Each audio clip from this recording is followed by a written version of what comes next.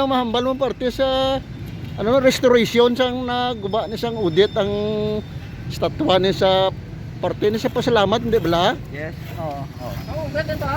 Di kay ang kon amo na ni sa nga daan ang pag ano ni pag put up ng pasalamat. Tikon idulaon tani sa islan sa bag-o. Kay kung mga dugay na natin sa nga daan niya, kag may story na ni sa damo na pasalamat nagyan niya. Kinanglan diri na sa hindi tani sa mesa. I-rehab ta na lang. Oo. Rehab ta na lang kay yung istorya para hindi madula. Gusto biyan ni Joel Spartero grupo manamon sa ano. Sa mga artist. Oo. Te bilang naguba kag ako din in charge sa mga ako yung tagaan si Mr. Gumilya. Oo. Kag ni Ma'am Marlene. Oo. Sang aton administrative. Ako yung tagaan ano ng task para sa rehabilitation. Ang naubra namon ang iniyang fountain. Oo. Ang fountain kami ni Joel pati Dan Marino pa patay na to si Dan.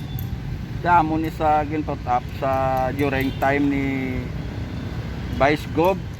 Sang mayor sa una-una yung pag mayor sa Orlota mo ning put up namon ang dungog.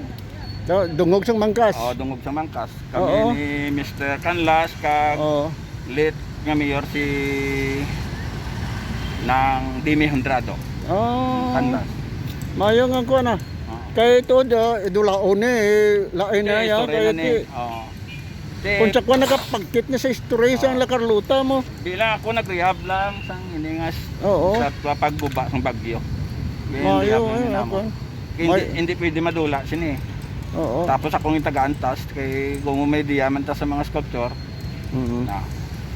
Okay guys, amo na si Raul Dangines na-attach sa CP. Hindi, last sang sa city planning. Pero subong sa NRMO na ko. Kay under kay Mr. Noel Gamilya. Classmate ko na. Si Noel Gamilya. Kon manog-retire naman ang ganyan ko. Mga landscaping na bilong siya na amon gina kuan sa mga tao namon ginapaobra. Ang patio. Ang kilid sa simbahan, ang aglipay, ang mga movable pots sa kwan sa People's Park. Amo na project. Sige, Raul, that's a good. Thank you po.